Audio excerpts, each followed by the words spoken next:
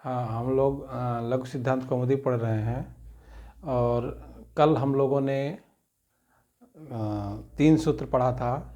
उसमें पहला सूत्र था हलन्त्यम।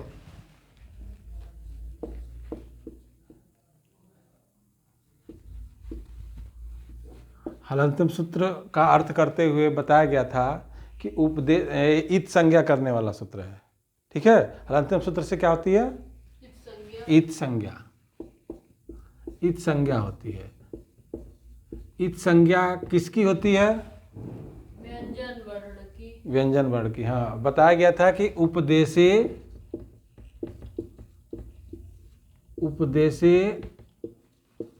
अंत्यम हल इत स्यात्। एक कल बताया गया था कि उपदेश में माने उपदेश अवस्था में अंतिम अक्षर यदि हल है, व्यंजन है, तो उसको इत होता है, मतलब उसी को इत कहते हैं।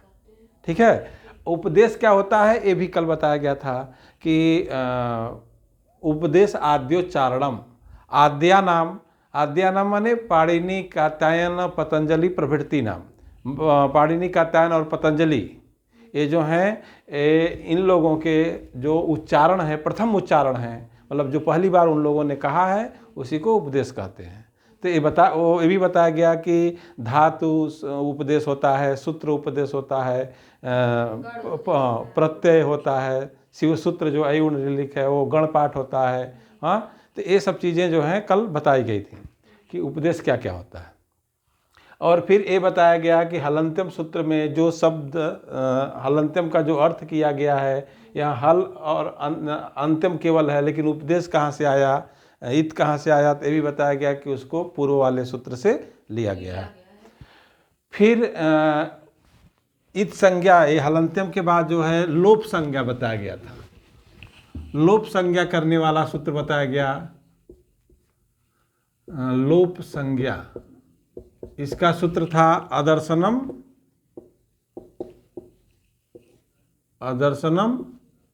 लोपः।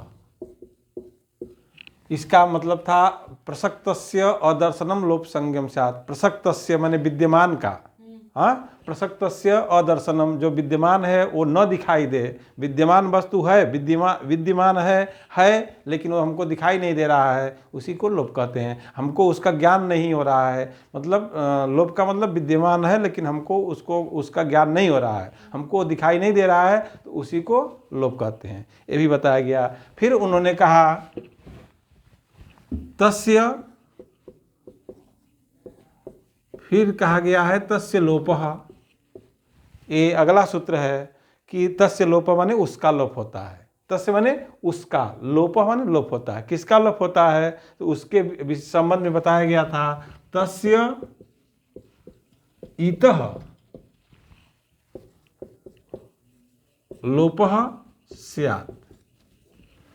तस्य माने उस इत का, इतः माने इत का, मतलब जो इत संज्ञा हो रही थी उसी का लोप होगा, जो अब तक हो रहा था। तो क्या हो, तस्य माने उसका लोप होता है। किसका लोप होता है, तो जो हो रहा था उसी का लोप होता है। तो क्या हो रहा था, इत संज्ञा। इत संज्ञा करने वाले हमने बताया था कि इत संज्ञा करने वाले कई सूत्र हैं, 6 सूत्र हैं। उसमें उपदेशज नासिकित है, फिर क्या कहते हैं हलन्त्यम है, आदि ऋटुडवा है, सप्रत्यय से है, चुटु है, लसक तद्धिते है। तो ये सभी सूत्रों से इत संज्ञा होती है। और फिर उन्होंने लिखा तस्य लोपः, माने उसका लोप होता है। किसका लोप होता है, तो जो अब तक हो रहा था। क्या हो रहा था, इत संज्ञा हो रही थी। तो तस्य लोप से, तस्य माने उसका, मतलब उसका किसका, इत का, उस इत संज्ञक का लोप होता है। ये तस्य लोप से लोप हो जाता है, मतलब इत संज्ञक का लोप हो जाएगा, मतलब जिसकी इत संज्ञा होगी उसका तस्य लोपा लोप कर देगा। इत संज्ञा करने का फल यही है। इत संज्ञा इसीलिए किया जाता है कि जिसकी संज्ञा होगी उसका तस्य लोपा से लोप हो जाएगा। इस संज्ञा इसीलिए किया जाता है, इस संज्ञा करेंगे तो उसका तस्य लोपा से लोप हो जाएगा। ठीक है, इस संज्ञा करने का यही फल है। जहाँ जहाँ इत संज्ञा होगी, जिस किसी की भी संज्ञा होगी, उसका तस्य लोपा से लोप हो जाएगा। जैसे उदाहरण भी वहाँ बताया गया था कि णादयोः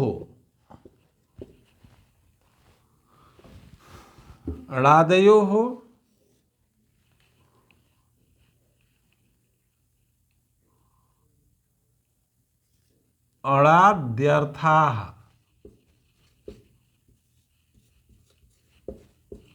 मतलब जैसे अण आदि अर्थों में, अण आदि जो हैं, अण अण आदि प्रत्याहार हैं, तो अण में ड़ आदि का, अण का मतलब होता है जैसे अई उड़ है, अई उड़, तो अई उड़ का मतलब लेकर, अण का मतलब हो गया अ से लेकर ड़ तक, जैसे ये 60 है, ठीक है, अ से लेकर के ड़ तक को अण कहते हैं। मतलब अई उड़ कहना है उनको तो संक्षेप में कह दिया गया अण। अण माने अ से लेकर के ड़ तक। जैसे कह दिया जाता है कि 1 से लेकर 10 तक, तो 1 को भी लेना है, बीच में जो आएंगे 2 3 4 5 उनको भी लेना है, ठीक है। उसी तरह से अण कह दिया गया, तो अण कहने का मतलब अब बीच में जो आएंगे, अ से ड़ तक बीच में जो आएंगे उनको भी लेना है। लेकिन इसमें ड़ जो है उसकी इत संज्ञा होती है। ड़ की इत संज्ञा हो गई किस सूत्र से? हलंत्यम। हलंत्यम से। हाँ, ड़ की हलंत्यम सूत्र से इत संज्ञा हुई, तो जिसकी इत संज्ञा होती है उसका फिर तस्य लोप से लोप हो जाएगा, तो ड़ विद्यमान रहेगा लेकिन हमको दिखाई नहीं देगा। तो अण में अ ई उ ड़ 4 अक्षर नहीं आएंगे बल्कि 3 ही अक्षर आएंगे, क्योंकि ड़ का लोप हो गया है। मतलब विद्यमान बोलने वो अण प्रत्याहार बनाएंगे लेकिन इसमें ड़ का प्रयोग हमको नहीं करना है, केवल अ ई उ का प्रयोग करना है। जैसे अ ई उ, अण माने अ ई उ होगा, केवल ड़ का ड़ नहीं आएगा क्योंकि उसकी संज्ञा हुई थी, और जिसकी भी संज्ञा होगी उसको हमको प्रयोग नहीं करना है, ठीक है। इसको और भी स्पष्ट करने के लिए हमको प्रत्याहार देखना चाहिए, और प्रत्याहार देखने के लिए प्रत्याहार का ये सूत्र है, देखो इसे। अब ये प्रत्याहार का सूत्र है, प्रत्याहार संज्ञा होती है, इसे प्रत्याहार बनाने का सूत्र है, ये प्रत्याहार बनाने का सूत्र है। सबसे पहले हमको ये जानना चाहिए कि प्रत्याहार किसे कहते हैं। हाँ, प्रत्याहार का मतलब प्रत्याह्रियन्ते संक्षिप्यन्ते वर्णाः अनेन इति प्रत्याहारः। प्रत्याहार का मतलब प्रत्याहार से वर्णों को संक्षेपीकरण किया जाता है, संक्षेप किया जाता है, जैसे संक्षेप में वर्णों को जाना जाता है। जैसे मान लो कि व्यवहार में, हम लोग व्यवहार में पढ़ते हैं तो हर चीज़ जो है 60 में बोलते हैं।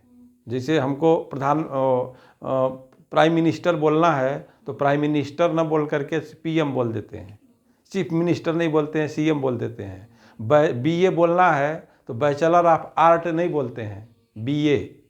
हाँ, एमए बोल देते हैं, मास्टर ऑफ आर्ट कोई बोलता नहीं है। तो हम PhD बोलना रहता है तो डॉक्टर ऑफ हाँ, डॉक्टर ऑफ फिलासफी नहीं बोलते हैं, पीएचडी बोल देते हैं। तो हम लोग सब लोग, जैसे सीबीआई है, तो सेंट्रल इन्वेस्टिगेशन, तो हम लोग सब कुछ 60 में चलते हैं। तो उसी तरह से पाणिनि ने भी वर्णों को करने के लिए, समझने के लिए एक 60 बनाया है, उसी को प्रत्याहार उन्होंने नाम दिया, उसको प्रत्याहार कहते हैं। मतलब प्रत्याहार का मतलब संक्षेपीकरण, ऐसा समझ सकते हो। संक्षेप में ही हम वर्णों को, अक्षरों को जान जाते हैं प्रत्याहार में, ये प्रत्याहार का मतलब है।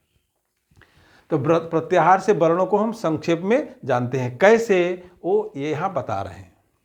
देखिए, ये सूत्र से ही पता चल रहा है, सूत्र में ही लिखा है, ये सूत्र है, ये अष्टाध्यायी का सूत्र है, पाणिनि ने सूत्र लिखा है, उसी की वरदराजाचार्य ने व्याख्या लिखा है। ये सूत्र में लिखा है कि आदि अंतेन सह इता, इतने शब्द हैं इसमें, आदि अंतेन सह इता, उसको विस्तार से यहाँ पे लिखा हुआ है, अंतेन इता सहित।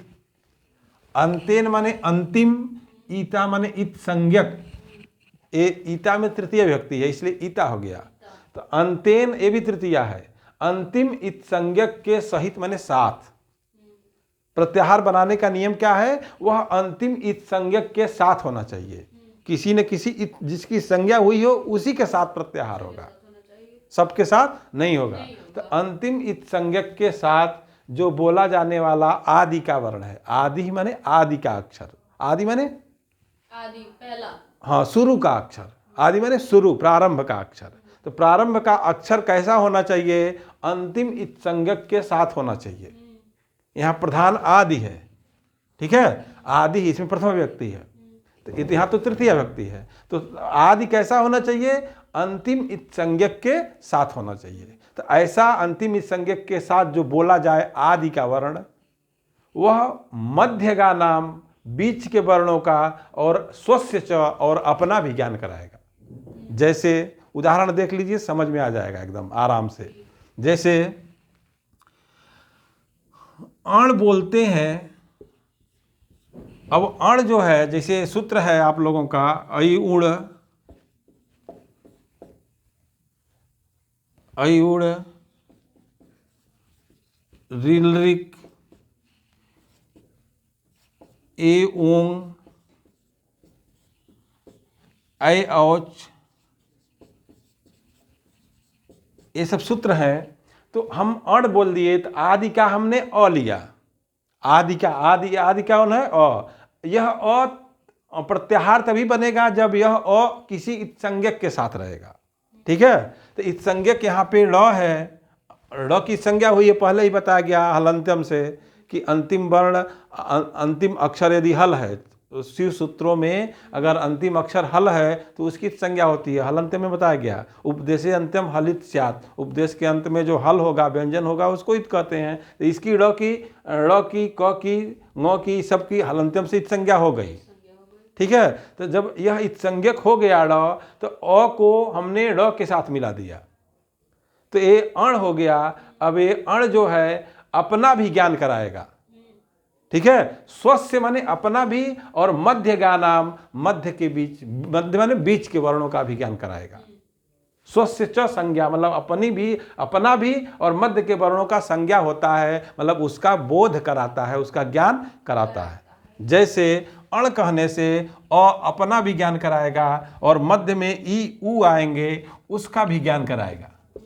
ड़ का ज्ञान इसलिए नहीं कराएगा क्योंकि उसकी संज्ञा हुई थी, जिसकी संज्ञा होती है उसका तस्य लोप से लोप हो जाएगा। तो इसलिए जो जिसकी संज्ञा होगी उसका लोप हो जाएगा, उसका वो ज्ञान नहीं कराएगा। ठीक है, जैसे हम व्यवहार से इसमें अंतर इतना है कि जैसे हम व्यवहार में बोलते हैं 1 से लेकर 10 तक, तो 1 को भी लेते हैं, 10 को भी लेते हैं, लेकिन यहाँ पे अ से लेकर ड़ तक बोल रहे हैं, लेकिन ल को लेना नहीं है, ड़ को नहीं लेना है। ड़ की संज्ञा हुई है, इसलिए बोलने के लिए तो अण बोल तो रहे हैं, लेकिन व्यवहार में ड़ नहीं आएगा, व्यवहार में केवल अ ई उ आएगा।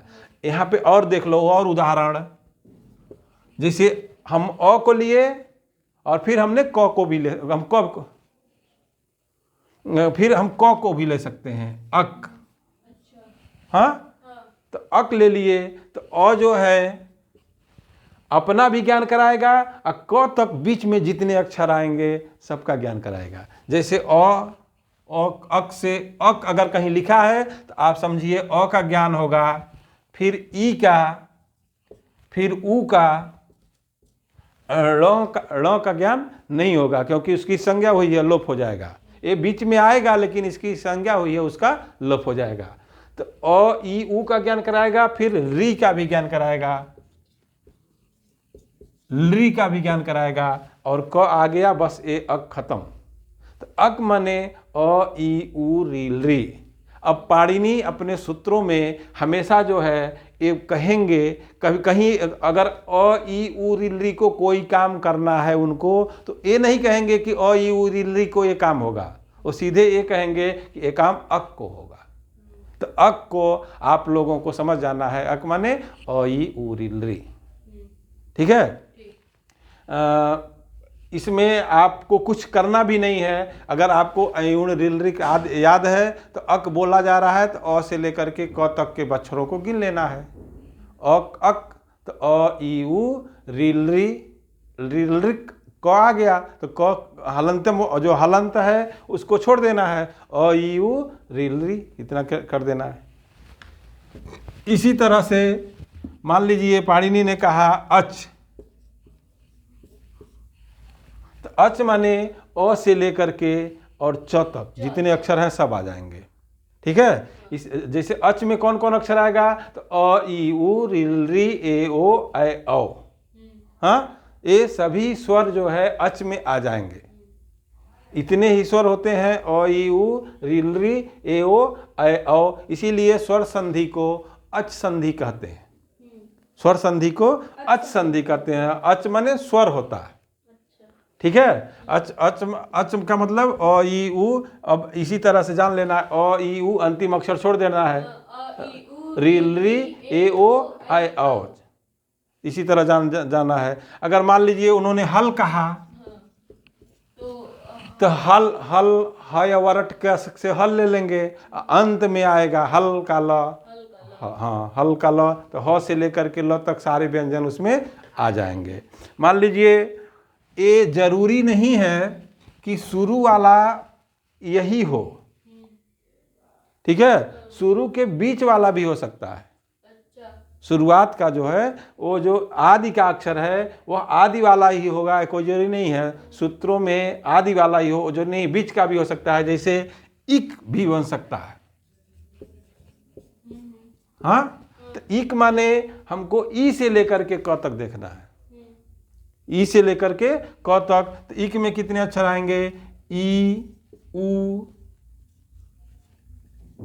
री और ली। इक माने ई उ री ली। जैसे इक संधि है, इको यण, इक को यण होता है, तो इक माने वहां पर इक का मतलब होता है यही, ई उ री ली को यण होता है। तो यण माने, यण माने, यण माने, हाँ देखो यहाँ पे ह वरट, ये के आगे सूत्र है है वरट लण यम गणनम, ऐसे सूत्र है, ठीक है। तो यण कहा जा रहा है, तो अब बताओ यण माने, तो बीच वाला य से लेके हाँ, यण के ड़ इस य से लेकर के ए ड तक। तो यण माने य व र ल, ठीक है। इस तरह से यण माने य व र ल। ऐसे हमको प्रत्याहारों को जानना चाहिए। कुल जो है 42 प्रत्याहारों का प्रयोग हुआ है इस तरह से पूरा एक प्रत्याहार, मतलब ऐसा भी है र प्रत्याहार जिसमें जिसके लिए लण मध्य तुच्छ संज्ञा का जो लिखा गया था, तो उसके विषय में आगे फिर बताया जाएगा। अभी यही जो पूरा प्रत्याहार है, मतलब इस तरह से हमको जानना चाहिए। अब एक कोई जरूरी नहीं है कि ये अच यहीं तक बनेगा, अट भी बन सकता है, अट प्रत्याहार, ठीक है। तो अट प्रत्याहार में कौन कौन अक्षर आएंगे बताओ? अ ई उ री ए ओ ऐ औ ह य व र, हाँ, ह य व र यहाँ तक, ठीक है। ट नहीं आएगा क्योंकि हलंत है, और ए भी अंतिम अक्षर जो है उसको छोड़ देना है, ठीक है।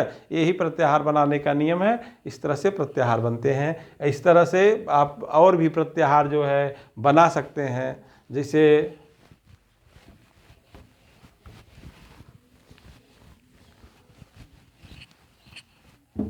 आप लोग अपने लिए झल प्रत्याहार, झर प्रत्याहार, जस प्रत्याहार, झष प्रत्याहार, जस प्रत्याहार, अल प्रत्याहार में सभी अक्षर आ जाएंगे। अल प्रत्याहार में अयुण के अ से लेकर के और हल के ल, हाँ हल के ल तक सभी अक्षर आ जाएंगे, स्वर व्यंजन सब आ जाएंगे, ठीक है।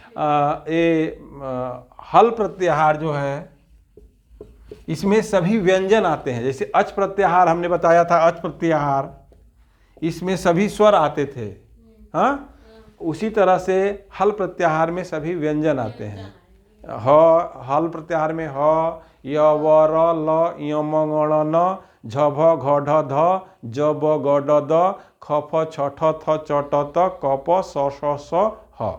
तो ह देखिए 2 बार आ गया, इसीलिए ह ऐसा एक वर्ण है जो 2 बार आया, ठीक है। तो हल प्रत्याहार में सभी व्यंजन आ जाएंगे, इसीलिए व्यंजन संधि को हल संधि कहते हैं, ठीक है। इसीलिए व्याकरण में व्यंजन संधि को हल संधि कहते हैं। तो आप लोग इस तरह से प्रत्याहार बना करके अयुण लिखे हुए हैं, तो और भी अभ्यास कर सकते हैं। इस तरह से बहुत सारे प्रत्याहार बनते हैं जो बना करके आप लोग अभ्यास कर सकते हैं, ठीक है।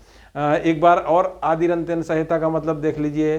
अंतेन इता सहित अंतिम इत संज्ञक के साथ जो बोला जाने वाला आदि का अक्षर है वह अपना भी ज्ञान कराएगा और मध्य के बीच के वर्णों का भी ज्ञान कराएगा।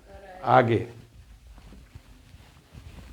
अब अगला सूत्र जो है हरस उकालो ह्रस्व दीर्घ प्लुतः है। ठीक है, इस सूत्र से हरस्व दीर्घ प्लुत संज्ञा होती है। जैसे हम लोग शुरू से ही जानते हैं कि स्वर जो है दो प्रकार के होते हैं, हरस्व दीर्घ, लेकिन इसमें ये बताया जा रहा है कि प्रत्येक स्वर जो है तीन प्रकार का होता है, हरस्व दीर्घ और प्लुत। मतलब हरस्व किसे कहते हैं, प्लुत किसे कहते हैं, दीर्घ किसे कहते हैं, यह चीज यहाँ बताया जा रहा है। ये हरस्व दीर्घ प्लुत संज्ञा करने वाला सूत्र है, हरस्व दीर्घ प्लुत। यहाँ पे भी देखिए उकालो झ्रस्व लिखा है, लेकिन ये ह है, ह को झ हो गया। ठीक है, संधि होकर के ह को झ हो गया, तो हरस्व दीर्घ और प्लुत संज्ञा होती है। क्या इसकी वृत्ति, इसका अर्थ वरदराजाचार्य ने क्या लिखा है उकालो ह्रस्व दीर्घ प्लुत का? उश्च उश्च उश्च वह का मतलब होता है वह। ये जो लिखा हुआ है वह, इस एक बार पढ़ लीजिए पहले। उश्च उश्च उश्च उश्च उश्च उश्च वह। वह वाम काल इव कालो वाम काल इव कालो यस्य यस्य सह अच क्रमात् सह अच क्रमाद् हरस्व दीर्घ प्लुत संज्ञा स्यात्। ह्रस्व दीर्घ प्लुत संज्ञा स्यात्। हाँ, तो ये वह का मतलब ऊ का ये जो तीनों रूप है उसको बहुवचन में वह हो गया। ऊ का अगर रूप चलाएंगे, ऊ का केवल, तो बहुवचन में होगा वह। ठीक है, तो वह माने ऊ के तीनों रूपों को वही लिखा है वह। तो उससे ऊ के तीन रूप हैं। हम लोग दो रूप तो जानते हैं, एक छोटा ऊ, एक बड़ा ऊ, लेकिन एक और भी ऊ होता है जिसमें कम समय, जिसके उच्चारण में कम समय लगता है उसको हरस्व कहते हैं। ठीक है, जिसके उच्चारण में हरस्व से ज़्यादा समय लगता है, उससे ज़्यादा समय लगता है, उसको दीर्घ कहते हैं। ठीक है, हरस्व से ज़्यादा समय लगे उसको, जैसे ऊ बोल रहे हैं तो कम समय लग रहा है, ऊ थोड़ा ज़्यादा समय लग रहा है, वो दीर्घ हो गया। लेकिन जब दीर्घ से भी ज़्यादा समय लगेगा, ऊ, हाँ, सोनू, ऐसा किसी को बुलाते हैं तो सोनू ऊ को जब लंबा खींच रहे हैं तो वो जो है प्लुत हो जाएगा। ठीक है, तो हम छोटा ऊ लिखना जानते हैं। छोटा ऊ की मात्रा जैसे भानु लिखते हैं तो छोटा ऊ है, फिर ये बड़ा कर देते हैं, इस तरह बड़ा ऊ हो जाता है। प्लुत ऊ की मात्रा हम नहीं जानते हैं।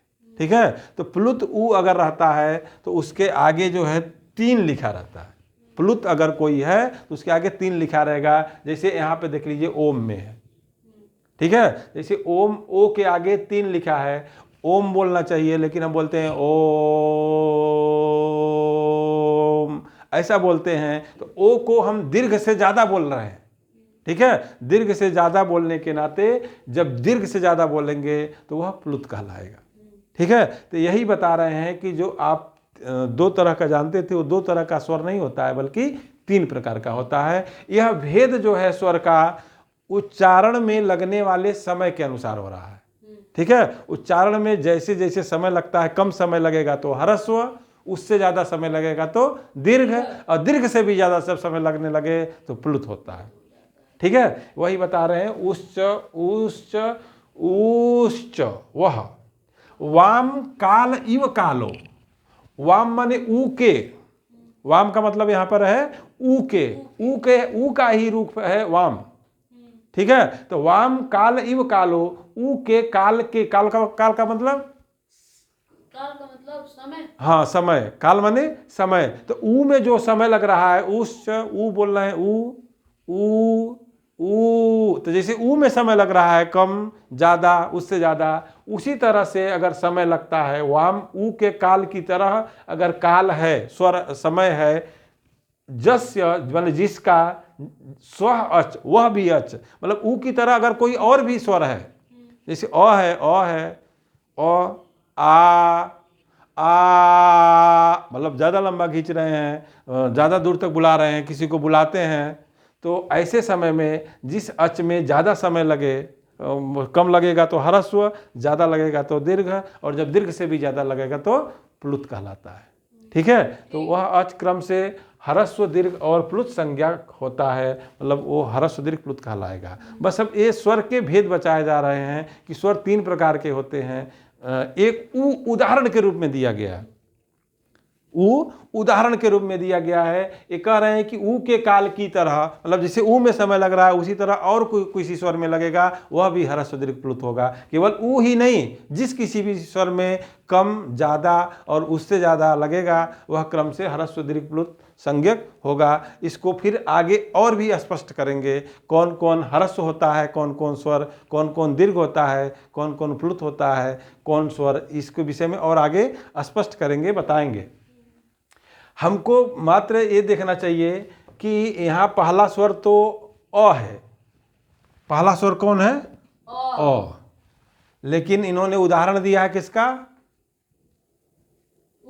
ऊ का। तो आखिर में अ का क्यों नहीं दिया? जब अ भी ह्रस्व दीर्घ प्लुत होता है तो अ का उदाहरण देना चाहिए था, लेकिन ये ऊ का दे रहे हैं। तो क्यों दिए? उसके संबंध में एक कुछ लोग ऐसा कहते हैं कि प्राचीन समय में जैसे मुर्गे की आवाज़ जो होती है, मुर्गे की आवाज़ सुनते रहे होंगे पाणिनि, और मुर्गा जो है कुकुड़ुक्कू जो बोलता है, तो मुर्गे की उस ध्वनि में, कुकुड़ुक्कू बोलने में ह्रस्व दीर्घ और प्लुत तीनों ध्वनियाँ जो हैं साफ स्पष्ट सुनी जाती हैं। इसीलिए उनको ऊ का उदाहरण देने में, समझाने में ज़्यादा सरल लगा होगा। इसीलिए उन्होंने उकालो ह्रस्व दीर्घ प्लुत लिखा, आकालो ह्रस्व दीर्घ प्लुत नहीं लिखा।